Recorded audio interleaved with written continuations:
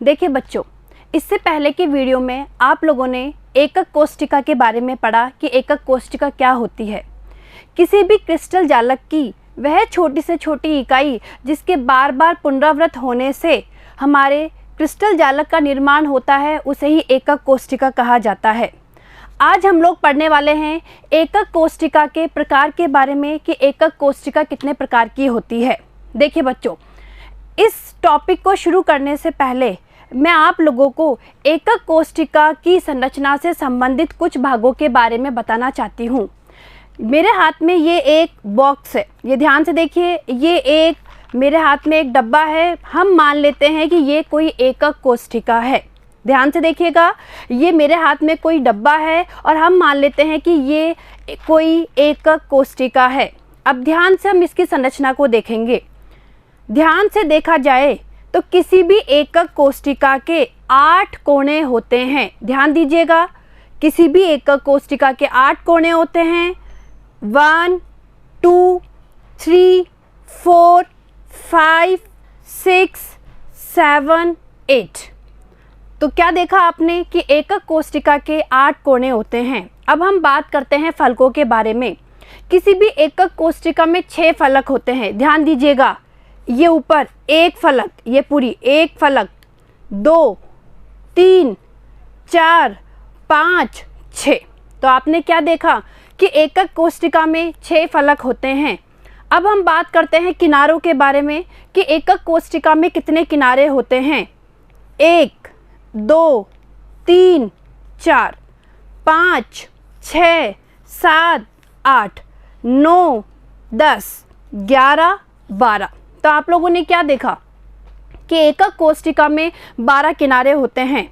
अब बात की जाए केंद्र की, तो इस पूरी एकक कोष्ठिका का जो मध्य बिंदु है, इस पूरी एकक कोष्ठिका का जो केंद्र है, वो इसके मध्य में बिल्कुल बीचों बीच में होगा।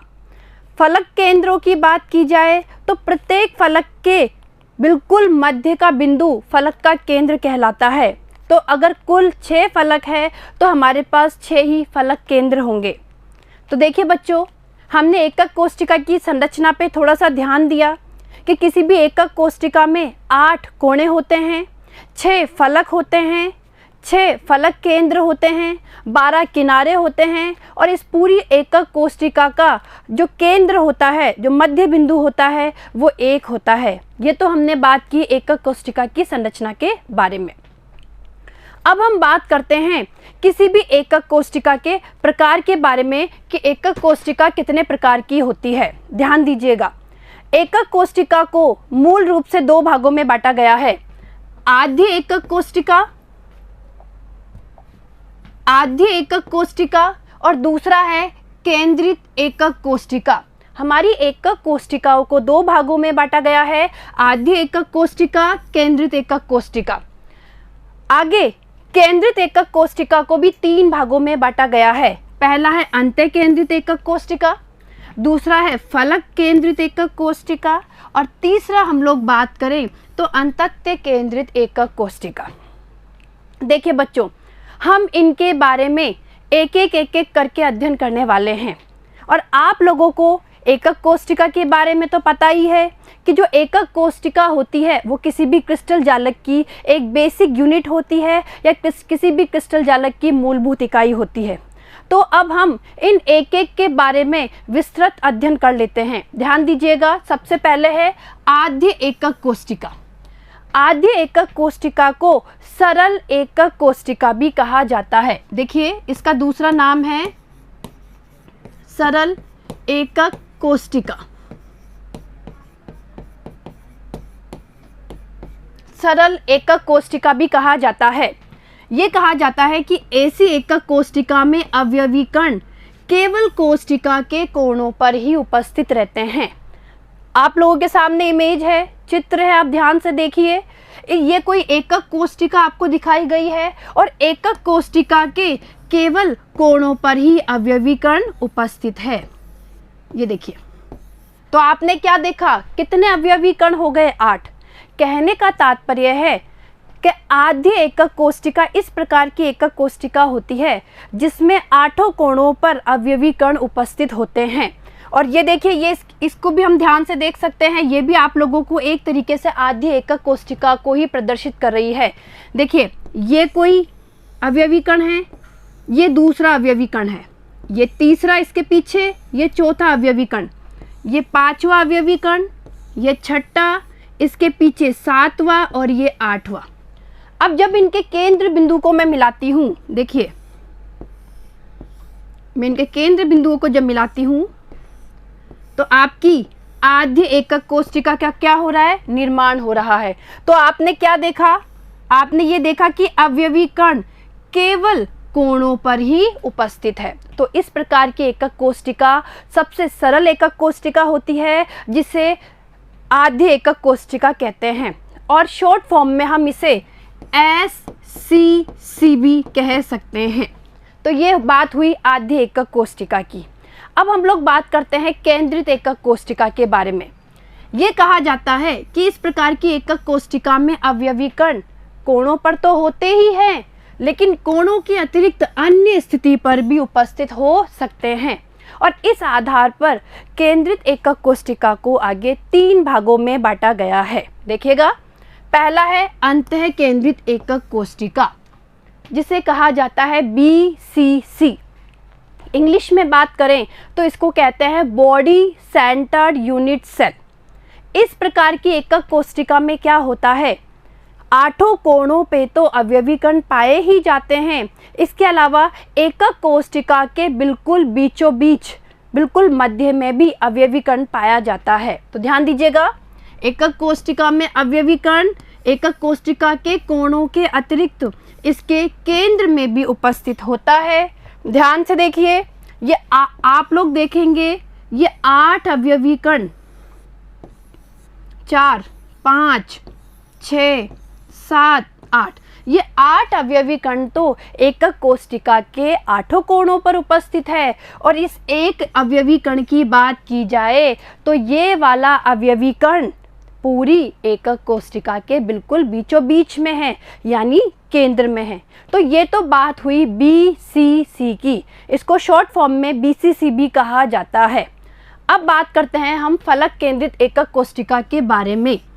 FCC, face centred unit cell, इसका जो नाम है इंग्लिश में फेस सेंटर्ड यूनिट सेल। ध्यान दीजिएगा, इस प्रकार की एकक कोशिका में अवयवी कण कोणों के अतिरिक्त प्रत्येक फलक के केंद्र पर भी स्थित होते हैं। कहने का तात्पर्य है कि 8 कोणों पे तो अवयवी कण पाए जाते हैं। इसके अलावा जो 6 फलक है, उन 6 फलकों के केंद्र पर भी एक एक अवयवी कण उपस्थित होता है। यानी फलक केंद्रित एकक कोशिका में क्या होता है, 8 अवयवी कण तो होते हैं कोणों पर, 8 अवयवी कण तो होते हैं कहाँ पर, कोणों पर, और 6 अवयवी कण होते हैं फलकों के केंद्र पर, फलकों के केंद्र पर। इसे हम इस इमेज से, इस चित्र से हम लोग समझेंगे। ध्यान दीजिएगा, 1 2 3 4 5 6 7 8, ये हमारे 8 अवयवी कण हैं 8 कॉर्नर पर। ध्यान दीजिएगा, ये 8 अवयवी कण हैं 8 कॉर्नर पर। अब हम बात करते हैं फलकों के केंद्र पर कौन कौन से अवयवी कण हैं। ध्यान दीजिएगा बेटा, ये देखिए, ये 1 फलक के केंद्र पर, 2 फलक के केंद्र पर, 3 4 5 6। तो ये जो मैंने ब्लैक सर्कल किए हैं, ये सारे अवयवी कण फलकों के केंद्र पर उपस्थित है। एक बार वापस गौर फरमाइएगा, इस वाली फलक पे, ये जो ऊपर वाली फलक, इस फलक के केंद्र पर ये वाला अवयवी कण उपस्थित है। इस वाली फलक की बात की जाए, इस वाले फलक के केंद्र पर ये वाला अवयवी कण उपस्थित है। इस नीचे वाली फलक की बात की जाए, इस नीचे वाली फलक के बिल्कुल केंद्र पर ये अवयवी कण उपस्थित है। इस फलक की बात की जाए, इस फलक के केंद्र पर ये अवयवी कण उपस्थित है। इस पीछे वाली फलक की बात की जाए, देखिए इस फलक की बात की जाए तो हमारा ये अवयवी कण उपस्थित है, और इस आगे वाले फलक की बात की जाए तो ये अवयवी कण उपस्थित है, ये अवयवी कण उपस्थित है। तो इस तरीके से आपने देखा कि 8 तो कोणों पर और 6 फलकों के केंद्र पर अवयवी कण उपस्थित है, और इस प्रकार की एकक कोष्टिका को फलक केंद्रित एकक कोष्टिका या FCC भी कहा जाता है। चलिए आगे हम लोग बढ़ते हैं। लास्ट प्रकार की हमारी एकक कोष्टिका है अंतत्य केंद्रित। अंतत्य केंद्रित एकक कोष्टिका ECC यानी एंड सेंटर्ड यूनिट सेल। देखिए इस प्रकार की एकक कोष्टिका में क्या होता है, जो अवयवी कण होते हैं वो एकक कोष्टिका के 8 कोणों पे तो पाए ही पाए जाते हैं, इसके अलावा किसी भी 2 विपरीत फलकों के केंद्र पर भी अवयवी कण उपस्थित होते हैं। विपरीत फलकों का मतलब है कोई भी 2 आमने सामने की फलकों के केंद्र पर। तो देखिए इस प्रकार की एकक कोष्टिका में अवयवी कण कोणों के अतिरिक्त किन्हीं 2 विपरीत फलकों के केंद्र पर भी उपस्थित होते हैं। देखिए इस चित्र को ध्यान से देखिए, अंतत्य केंद्रित एकक कोष्टिका का चित्र है। इसमें 1 2 3 4 5 6 7 8 ये 8 अवयवी कण तो एकक कोष्टिका के कोणों पर उपस्थित है, और ये जो 2 अवयवी कण है जिन्हें मैं डार्क कर रही हूँ ये आमने सामने की फलकों के केंद्र पर है, जिसे हम कह सकते हैं विपरीत फलकों के केंद्र पर। और इस प्रकार की संरचना को, इस प्रकार की एकक कोष्टिका को अंतत्य केंद्रित एकक कोष्टिका कहा जाता है। तो ध्यान दीजिएगा बच्चों, हम लोगों ने कुल मिलाकर 4 तरीके की एकक कोष्टिका के बारे में पढ़ लिया। पहला आद्य एकक कोष्टिका जिसे सरल एकक कोष्टिका या SCC भी कहा जाता है। दूसरी हमने बात की थी अंतः केंद्रित एकक कोष्टिका जिसे BCC कहा जाता है। तीसरी हम लोगों ने बात की थी फलक केंद्रित एकक कोष्टिका जिसे FCC कहा जाता है। और लास्ट 4th हम लोगों ने बात की है अंतत्य केंद्रित एकक कोष्टिका की जिसे ECC भी कहा जाता है। एक बार मैं इन चारों एकक कोष्टिकाओं को आपको बनाकर समझाना चाहती हूँ ताकि इन चारों में क्या अंतर है, क्या अवयवी कणों की व्यवस्था क्या है, वो आप लोगों को और अच्छे से क्लियर हो जाएगी। तो ध्यान दीजिएगा।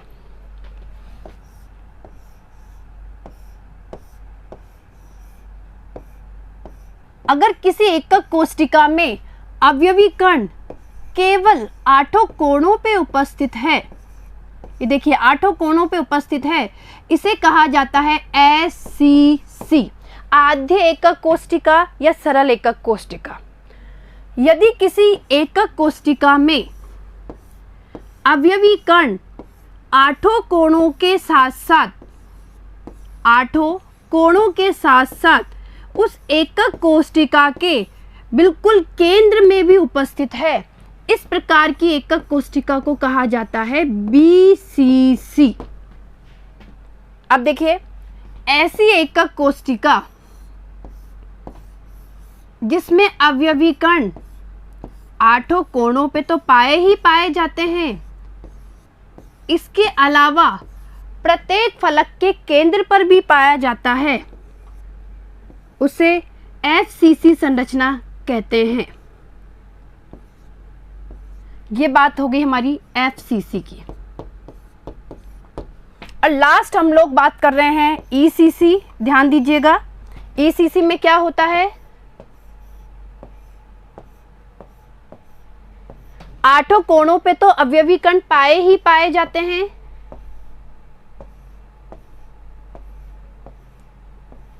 इसके अलावा किसी भी 2 आमने सामने की जो विपरीत फलके हैं उनके केंद्र पर भी अवयवी कण उपस्थित होते हैं। ये देखिए हम ऊपर नीचे वाले फलक ले लेते हैं, ये देखिए, और ये हमारी हुई ECC एकक कोष्टिका। तो बच्चों देखिए आप लोगों के सामने चारों प्रकार की एकक कोष्टिका मैंने बना दी। आद्य एकक कोष्टिका, अंतः केंद्रित एकक कोष्टिका, फलक केंद्रित एकक कोष्टिका, और ये हमने बात करी अंतत्य केंद्रित एकक कोष्टिका के बारे में। तो चारों प्रकार की एकक कोष्टिका में क्या अवयवी कणों की व्यवस्था होती है, यह आप लोगों को समझ में आ गया होगा। अब हमारे इसी क्रम को आगे बढ़ाते हुए अब हम पढ़ेंगे 7 क्रिस्टल समूह के बारे में। पिछले वीडियो में आप लोगों ने एकक कोष्टिकाओं के 6 पैरामीटर के बारे में पढ़ा होगा कि एकक कोष्टिका के 6 पैरामीटर होते हैं ए, बी, सी, अल्फा, बीटा, गामा। जो ए, बी, सी पैरामीटर होते हैं ये अक्षीय लंबाई को या अक्षीय दूरी को दर्शाते हैं और अल्फा, बीटा, गामा अक्षीय कोण को प्रदर्शित करते हैं। तो ये कहा जाता है कि इन 6 पैरामीटर के आधार पर 7 प्रकार की एकक कोष्टिकाओं का निर्माण किया जा सकता है और इसे 7 क्रिस्टल सिस्टम भी कहते हैं। तो ध्यान दीजिएगा, देखिए 7 क्रिस्टल सिस्टम हम लोग पढ़ रहे हैं। 7 क्रिस्टल सिस्टम, क्रिस्टलों में पैरामीटर ए, बी, सी और अल्फा, बीटा, गामा के आधार पर 7 प्रकार की एकक कोष्टिकाएं पाई जाती है। तो हम नज़र डाल लेते हैं कि ये एकक कोष्टिका कौन कौन से प्रकार की होती है। देखिएगा, पहले प्रकार की एकक कोष्टिका है घनीय। घनीय एकक कोष्टिका में जो अक्षीय दूरी होती है, तीनों अक्षीय दूरियां बराबर होती है, ए बराबर बी बराबर सी। और अक्षीय कोणों की बात की जाए तो तीनों अक्षीय कोण अल्फा बराबर बीटा बराबर गामा 90 डिग्री इनका मान होता है। इसका उदाहरण है सोडियम क्लोराइड। सेकंड हम लोग लेते हैं द्विसमलंबाक्ष। द्विसमलंबाक्ष, द्विसमलंबाक्ष की बात की जाए तो इसमें अक्षीय दूरी ए बराबर बी पर नॉट इक्वल टू सी और अक्षीय कोणों की बात की जाए तो अल्फा बराबर बीटा बराबर गामा और तीनों का मान 90 डिग्री होता है। इसका उदाहरण है टिन ऑक्साइड, टाइटेनियम डाइऑक्साइड, ये इसके उदाहरण है। चलिए तीसरे की तरफ बढ़ते हैं। तीसरा है विषम लंबाक्ष। विषम लंबाक्ष में देखा जाए तो तीनों ही अक्षीय दूरियां बराबर नहीं होती। A is not equal to B and not equal to C, यानी तीनों अक्षीय दूरियां बराबर नहीं होती है, लेकिन अक्षीय कोण तीनों बराबर होते हैं, मान होता है 90 डिग्री। इसका देखिए उदाहरण है बेरियम सल्फेट, पोटेशियम नाइट्रेट, ये इसके उदाहरण है। चलिए आगे बढ़ते हैं। अब बात करते हैं एकंताक्ष के बारे में। एकंताक्ष में भी अगर हम देखें तो तीनों अक्षीय दूरियां बराबर नहीं होती है। A is not equal to B and not equal to C, लेकिन अक्षीय कोणों की बात की जाए तो अल्फा और गामा, जो अल्फा और गामा अक्षीय कोण है वो 90 डिग्री का होता है, लेकिन बीटा 90 डिग्री का नहीं होता। और इसका उदाहरण देखिए Na2SO4.10H2O, ये इसका उदाहरण है। आगे बढ़ते हैं षटकोणीय की तरफ। षटकोणीय के लिए ये कहा जाता है कि जो अक्षीय दूरी होती है ए बराबर B but not equal to C, और इसमें अगर अक्षीय कोणों की बात की जाए तो अल्फा बराबर बीटा बराबर 90 डिग्री, लेकिन गामा इक्वल टू 120 डिग्री। तो ये चीज़ यहाँ पे थोड़ा हमें याद रखना है, इस पे हमें ध्यान देना है कि षटकोणीय में जो गामा कोण होता है वो 120 डिग्री का होता है। उदाहरण देखिए ZNOCDS, ये इसके उदाहरण है। चलिए आगे बढ़ते हैं। त्रिसमन्ताक्ष। त्रिसमन्ताक्ष में क्या होता है, ए बराबर बी बराबर सी, तीनों जो अक्षीय दूरियां होती है वो बराबर होती है। और अक्षीय कोणों की बात की जाए तो अल्फा बराबर बीटा बराबर गामा, लेकिन नॉट इक्वल टू 90 डिग्री, यानी कोण तो तीनों बराबर होते हैं लेकिन इनका मान 90 डिग्री नहीं होता है। CaCO3, कैल्शियम कार्बोनेट, HGS, ये इसके उदाहरण है। चलिए अंतिम देखते हैं क्या है, त्रिंताक्ष। अगर त्रिंताक्ष की बात की जाए तो ये कहा जाता है A is not equal to B and B is not equal to C. कहने का मतलब है तीनों ही अक्षीय दूरियां बराबर नहीं होती है। अक्षीय कोणों पर नज़र डाली जाए तो alpha is not equal to beta and not equal to gamma, और इनका मान 90 डिग्री भी नहीं होता है। तो इसका उदाहरण देखिए आप CuSO4.5H2O। तो देखिए बच्चों, हम लोगों ने ये 7 क्रिस्टल सिस्टम के बारे में पढ़ा। यहाँ से कुछ प्रश्न बनते हैं। देखिए पहला प्रश्न ये बनता है कि सबसे सममित प्रकार की एकक कोष्टिका कौन सी होती है। ध्यान दीजिएगा, सबसे सममित प्रकार की एकक कोष्टिका होती है घनीय एकक कोष्टिका। क्यों? क्योंकि इसमें तीनों अक्षीय दूरियां बराबर होती है और तीनों अक्षीय कोण भी बराबर होते हैं और इन तीनों अक्षीय कोणों का मान होता है 90 डिग्री। तो ये होती है सबसे सममित प्रकार की, सबसे सममित प्रकार की एकक कोष्टिका होती है।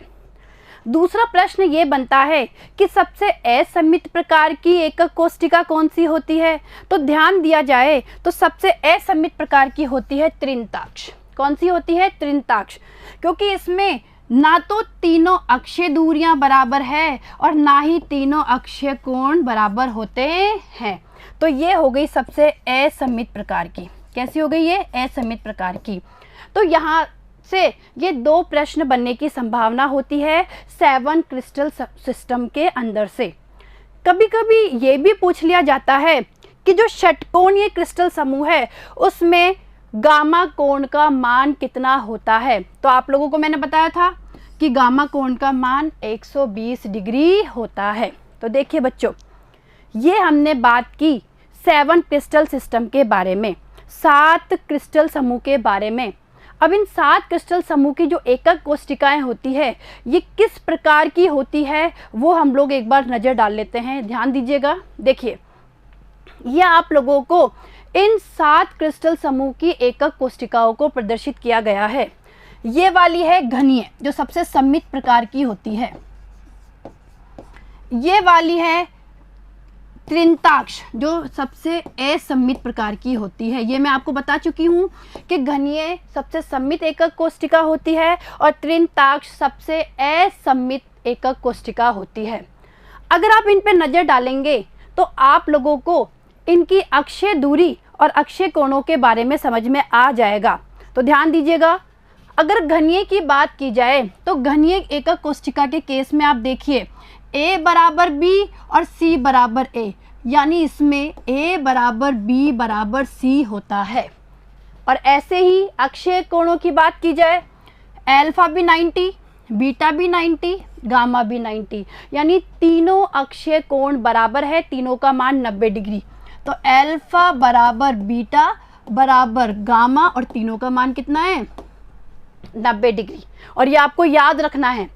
घनीय इसलिए भी याद रखना है क्योंकि यहाँ से प्रश्न बनता है, क्योंकि ये सबसे सममित प्रकार की एकक कोष्टिका होती है। चलिए दूसरा देखते हैं। दूसरा है द्विसमलंबाक्ष। देखिए, द्विसमलंबाक्ष की बात करें तो A बराबर B, A बराबर B अक्षीय दूरी, लेकिन नॉट इक्वल टू C, यानी इसमें A बराबर तो B होता है लेकिन ये C के बराबर नहीं होते हैं। और अक्षीय कोणों की बात की जाए तो अल्फा, बीटा, गामा तीनों 90 डिग्री, यानी अल्फा बराबर बीटा बराबर गामा बराबर 90 डिग्री। आगे बढ़ते हैं विषम लंबाक्ष की तरफ। अगर विषम लंबाक्ष में देखा जाए तो A not equal to B and not equal to C, तीनों ही अक्षीय दूरियां बराबर नहीं होती है, लेकिन अक्षीय कोणों पे नज़र डालिए, अल्फा भी 90, बीटा भी 90, गामा भी 90, यानी अल्फा बराबर बीटा बराबर गामा और तीनों का मान होता है 90 डिग्री। समझ में आ रहा होगा आपको। अब बढ़ते हैं अगले पे, षटकोणीय। षटकोणीय में देखिए A बराबर B, अक्षीय दूरी की बात करें तो A बराबर B but not equal to C, तो मैं क्या लिख सकती हूँ? A बराबर B but not equal to C। और अगर अक्षीय कोणों की बात की जाए तो देखिए अल्फा भी 90, बीटा भी 90 और गामा 120, तो अल्फा बराबर बीटा बराबर तो है 90 डिग्री, लेकिन गामा होता है इसमें 120 डिग्री का। तो इस तरीके से दिखती है हमारी षटकोणीय जो एकक कोष्टिका होती है। आगे ध्यान दीजिएगा।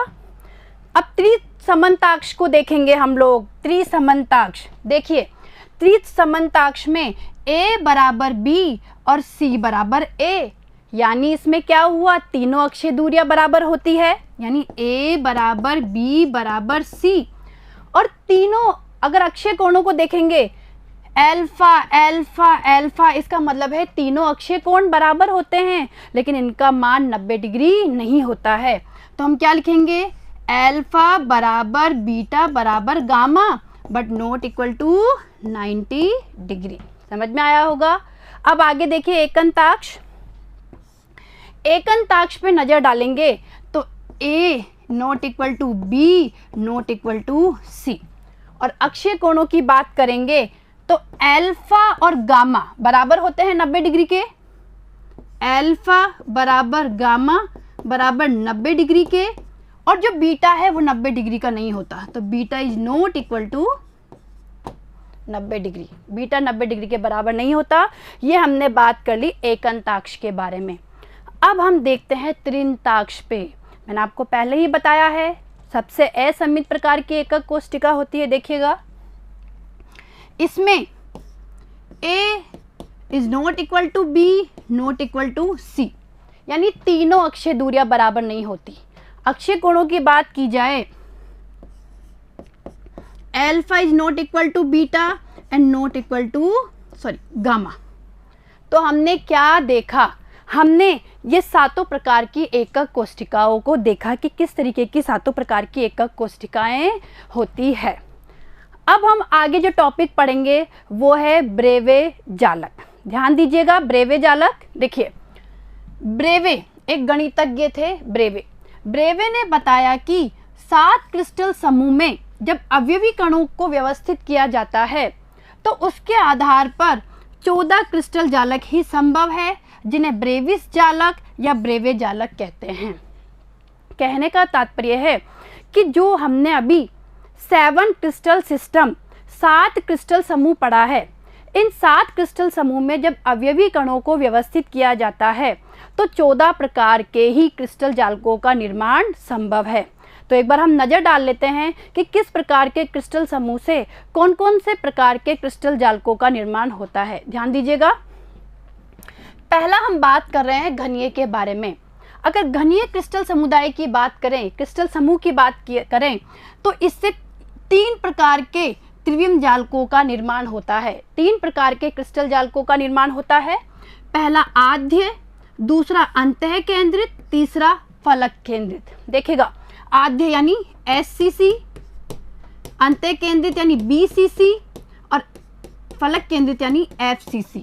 तो इससे 3 प्रकार की त्रिविम जालकों का निर्माण होता है।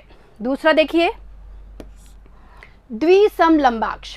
द्विसमलंबाक्ष की बात की जाए तो इससे 2 प्रकार के त्रिविम जालक बन सकते हैं, आद्य और अंतः केंद्रित यानी SCC BCC। विषम लंबाक्ष की बात की जाए, इससे देखिए 4 प्रकार के बन सकते हैं, 4 प्रकार के त्रिविम जालक बन सकते हैं, आद्य SCC BCC ECC और FCC। यानी सबसे ज़्यादा यानी 4 प्रकार के त्रिविम जालक बन सकते हैं। अब एकंताक्ष पे देखिए, एकंताक्ष से 2 SCC और BCC।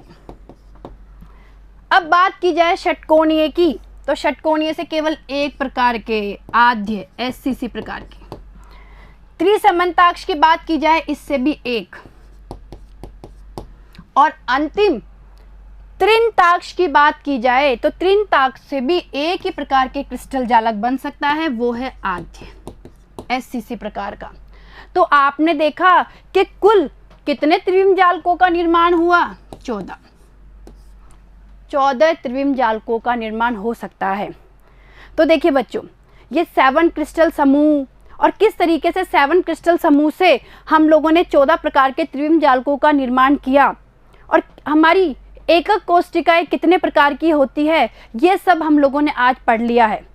अब इससे आगे के जो टॉपिक है उनके बारे में हम हमारे नेक्स्ट वीडियो में पढ़ेंगे। Thank you.